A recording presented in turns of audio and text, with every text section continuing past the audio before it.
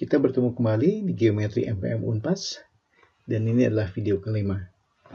Kita dalam proses mengkonstruksi ulang, merekonstruksi geometri Euclid berdasarkan sudut pandang modern dengan sistem aksioma. Dan kita sudah empat aksioma yang di awal, sekarang yang kelima adalah aksioma separasi. Nah, untuk itu sebagai awal kita perkenalkan dulu istilah konveks. Suatu subset dari bidang, kita katakan konveks kalau untuk setiap pasang titik di himpunan itu, garis penghubungnya, jadi ruas penghubungnya, AB, bar itu keseluruhannya termasuk di himpunan itu. Ya. Di gambar pertama menunjukkan konveks, gambar kedua ini sesuatu gambar yang ada teluknya sini. Jadi kalau kita mengambil dua titik yang katakanlah di semenanjungnya dihubungkan, maka ada bagian dari ruasnya yang keluar dari himpunan itu tidak konveks. Oke, dan inilah aksioma separasi. Panjang ini ya, tapi apa yang dikatakan di sini bahwa untuk setiap garis di bidang, garis itu akan membagi bidang jadi dua bagian, yaitu bagian H plus dan H minus gitu ya. Entah mana yang H plus H minus, tapi terbagi dua yang lepas satu sama lain dan konveks, keduanya konveks.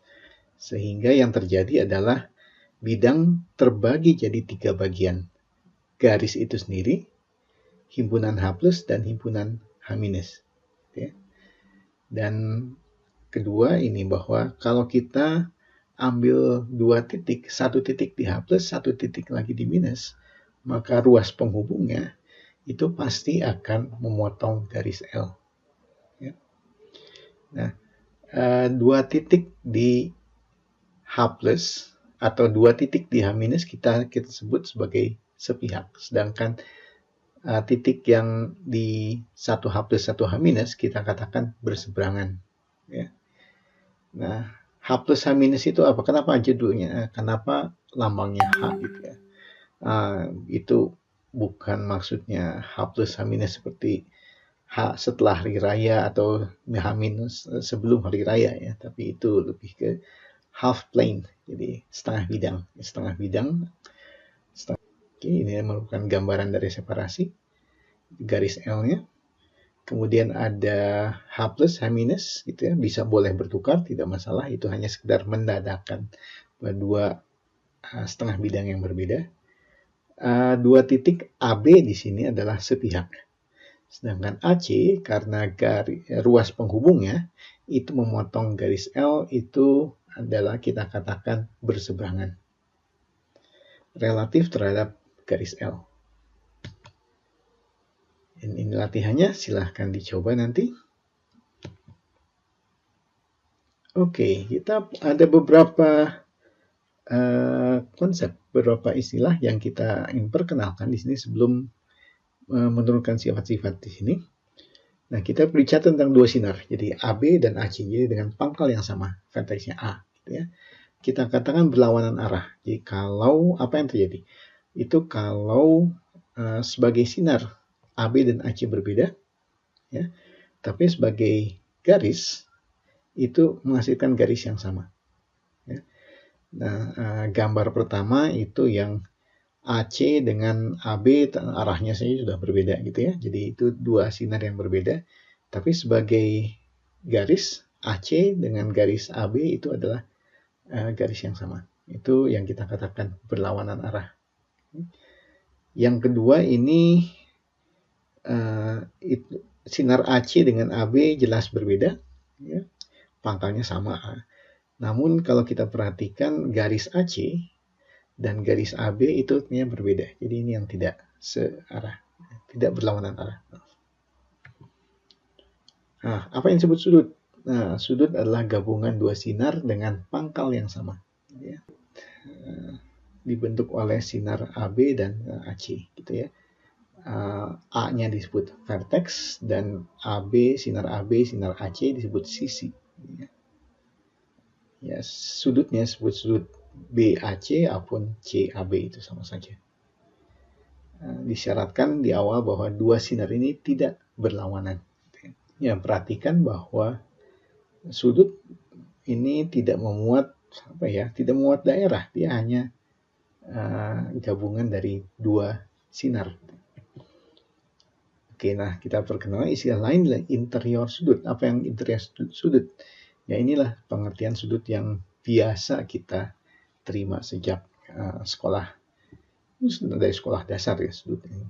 Ini yang kita ukur nantinya. Oke, kita punya 3 titik dengan sinar AB dan AC tidak berlawanan arah, jadi itu selalu asumsi awalnya. Oke. Ya. Dalam hal ini titik C ini adalah titik eksterior garis AB, jadi di luar garis AB. Demikian pula titik B itu titik eksterior dari garis AC. Nah, setengah bidang kita beri simbol baru di sini. Jadi HCAB ini adalah setengah bidang yang ditentukan oleh garis AB yang memuat titik C. Jadi kalau kita perhatikan di gambar ini, garis AB garis yang miring ini hampir diagonal. Ya. Kemudian titik C ini, jadi setengah bidang yang ditentukan oleh AB, ada yang di sini di bawahnya, ada yang di atasnya, tapi yang memuat titik C adalah yang di bawahnya. Oke, jadi kalau begitu ini adalah HACB. Jadi setengah bidang yang ditentukan oleh AC. Jadi sekarang ada setengah bidang atas, setengah bidang bawah yang memuat titik B. Jadi yang ini. Nah, irisan dari dua setengah bidang ini yang kita sebut sebagai interior dari sudut ABC. Ini interior sudut ABC. Dan ingat, karena setengah bidang adalah konveks, jadi irisannya juga konveks. Dengan demikian interior dari sudut adalah himpunan konveks. Nah, apa yang terjadi kalau sinar AB dan AC ternyata sama? Jadi searah gitu ya. Kalau searah ya artinya himpunan interiornya kosong. Gitu ya. Ini catatan bahwa interior sudut ini tidak memuat sudut itu sendiri. Karena sudut apa? Sudut itu adalah sinar-sinar ini, dua sinar ini gabungan. Interior adalah bagian dalamnya. Dan itulah dua himpunan yang terpisah. Oke, jadi ini buktikan adalah konveks. Tadi secara dari kata-kata sudah dibuktikan adalah konveks. Oke, kita berbicara tentang konsep keantaraan di sini. Ya. Bahwa sinar AD ini dikatakan di antara sinar AC dan sinar AB. Kalau titik D ini ada di interior sudut BAC. Jadi kita mengenal dua keantaraan. Ya. Keantaraan di garis dan keantaraan sudut. Ini teorema sinar namanya di sini. Ini apa yang dikatakan oleh teorema ini? Jadi kalau kita punya garis L, ya, titik A pada L. Ini titik A pada L. Kemudian kita punya sinar AB. Ya, jadi sinar AB A, jadi kita punya B di sini. Oke. Kemudian kita punya juga titik C yang bukan A, jadi ada di sinar sini. Jadi bisa di sini, bisa di antara AB, bisa juga di perpanjangan AB ini. Jadi ada di sini, C. Oke, maka yang dikatakan adalah B dan C ini adalah sepihak. Artinya ada di suatu setengah bidang yang sama. Ya. Relatif terhadap garis L. Garisnya mana? Garis ini. Ya, kalau dari gambar ya jelas ini sepihak. Tapi bagaimana kita bisa membuktikan itu? Ya. Oke, kita lihat buktinya. Oke, asumsikan apa yang seperti di teorema. Apa yang akan ditunjukkan adalah sepihak. Sepihak artinya garis hubung antara B dan C, ruas penghubungnya, ini tidak memotong L. Ya. Kalau memotong itu yang namanya berseberangan kan ya. Ini tidak berseberangan, jadi sepihak. Jadi irisannya harus kosong. Oke, kita lihat kasus pertama. Jadi kalau C ada di antara diapit oleh A dan B. Ya, jadi C di antara A dan B. Oke. Nah, apa yang kita perhatikan di sini? Di A yang pasti, A ini, titik di sini, ada di luar ruas BC. Atau ruas BC atau ruas CB, sama saja. Di segmen ini. Nah, tapi kita lihat A itu berada di garis L. Jadi, garis AB, ini di garisnya, ruas ini. Dan titik garis L kan hanya berpotongan di satu titik ya, di titik A. Dan kita tahu A-nya tidak termuat di ruas BC. Oh, kalau begitu ruas BC pasti tidak memotong garis L. Ini banyak kosong. Artinya B dan C sepihak. Nah, untuk kasus kedua, jadi kalau C-nya ada di sebelah, katakanlah sebelah kanan B, di perpanjangannya. Nah, itu kita mempertukarkan peran B dan C di sini. Kita kasus pertama C, B, ya, B, C. Pertukarkan, jadi kasusnya juga serupa, buktinya serupa, hanya pertukaran huruf gitu ya. Jadi, nah, ini menyatakan bahwa keantaraan sudut dengan keantaraan titik itu dalam hal ini adalah ekuivalen. Gitu ya. Oke, kita mulai dengan 3 titik tidak kolinier yang membentuk sudut. Gitu ya. Oke, kemudian kita punya garis yang memotong sudut tersebut. Garis BC. Gitu ya. Oke. Nah, jadi kita punya sinar di antara dua sinar yang lain. Jadi sinar yang katakan interior di antara dua sinar yang lain, kita punya titik di antara dua titik yang lain. Ya. Jadi keantaraan antara sinar dengan keantaraan antara titik ini sama. Jadi titik D ada di antara B dan C jika dan hanya jika sinar AD yang tengah ini ada di antara sinar AB dan sinar AC. Lihat buktinya sekarang bagaimana. Oke. Nah, karena teoremanya mengatakan jika hanya jika, jadi ini buktinya dua arah ya. Jadi misalkan dulu yang titiknya di antara B dan C. Jadi yang akan dibuktikan bahwa sinar AD itu ada di antara sinar AB dan sinar AC. Oke, jadi apa nih? Jadi misalkan D di antara B dan C. Jadi begini gambarannya. Nah, menurut teorema yang lalu, titik C dan D ini adalah sepihak terhadap garis AB. Relatif terhadap garis AB. Oke, jadi ini sepihak terhadap C dan D sepihak terhadap garis AB. Dan B dan D sepihak terhadap garis A dan C.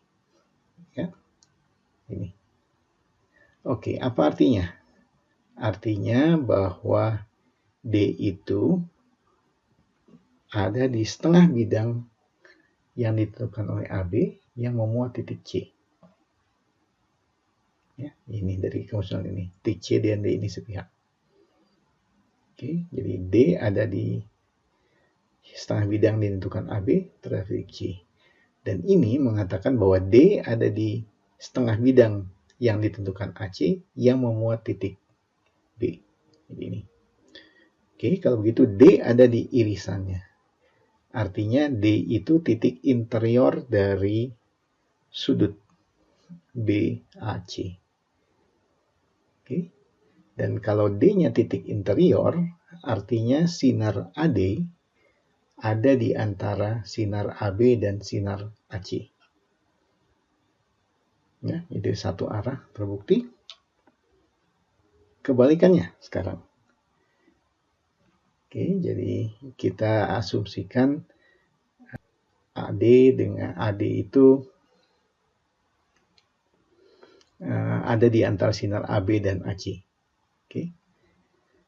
Mau ditunjukkan adalah D itu di antara B dan C. Oke, nah jadi berdasarkan sifat ini bahwa sinar AD di antara sinar AB dan AC, maka D itu adalah titik interior dari sudut BAC. Oke, jadi sebagai titik interior artinya dia termasuk di irisan dua setengah bidang ini. Ya. Nah, seandainya yang terjadi adalah C di antara B dan D, bukan D yang di antara BC. Ya. Seandainya ini yang terjadi, ya, jadi gambarannya seperti ini. Ya, jadi C di antara B dan D. Oke, jadi dalam posisi seperti ini, maka B dan D jadi lihat, B, D. Jadi B dan D jadi berseberangan terhadap AC. AC ini yang ada di antaranya. Oke. Dan B dan D berseberangan terhadap AC. Jadi kalau itu D pasti tidak termuat di satu setengah bidang. Ya, karena berseberangan. Nah, tapi ini bertentangan dengan yang atas ini loh. Ya, yang ini. Katanya di sini D termasuk di setengah bidang AC yang memuat B. Di sini yang tidak. Oke. Karena itu pengandaian yang ini salah. Oke. Nah, dengan cara yang serupa kita juga bisa menunjukkan seandainya D-nya ada di sini, gitu ya, itu juga salah dengan cara yang serupa di sini. Yang mungkin adalah satu-satunya kemungkinan adalah D-nya ada di sini, ya, di antara B dan C. Jadi B, D, C. Oke, jadi D di antara B dan C. Oke, jadi teoremanya sudah terbukti. Oke, apa yang disebut segitiga? Gitu ya. Segitiga adalah gabungan dari tiga ruas, gitu ya, yang ada nyambung di sini. Ruas AB gabung dengan ruas BC, kemudian ruas CA. Sini CA sama. Oke, jadi gambarnya seperti ini. Ingat, jika dengan definisi seperti ini, yang disebut segitiga adalah si ruas-ruas ininya nih. Tiga ruas ini. Ya, tidak termasuk di dalamnya, interiornya. Nah, yang di dalamnya ini yang kita sebut sebagai interior. Ya. Kita lihat sudutnya, interior sudut, ini interior sudut. Ini interior sudut B, interior sudut C. Jadi interior dari segitiga adalah irisan dari ketiga interior sudut-sudutnya. Oke. Dan kenapa kita memperkenalkan segitiga? Karena kita ingin memperkenalkan yang disebut aksioma Pasch. Ini agak aneh. Teorema kok disebut aksioma? Ya, dalam sistem yang lain, ini pernyataan ini menjadi aksioma, bukan teorema. Itu jadi. Oke, ini dari gambar sesuatu yang jelas, tapi kita perlu buktikan juga ini. Begini. Oke, kita punya segitiga ABC, kemudian kita punya garis L yang memotong segitiga itu, tetapi tidak pada vertex. Ya, jadi harus memotongnya di dalam. Nah, misalkan garis L itu memotong ruas AB. Ya. Maka pernyataannya adalah kesimpulan dari teorema ini menyatakan bahwa si garis L ini pasti memotong tepat salah satu di antara ruas AC atau BC. Ya. Jadi tidak mungkin hanya memotong di satu ruas. Ya, harus memotong ruas yang lain. Oke, Anda bisa lihat bukti detailnya di buku teks, dan Anda coba tuliskan kembali buktinya, aksioma Pasch ini. Oke, kita sampai di akhir video ini. Terima kasih.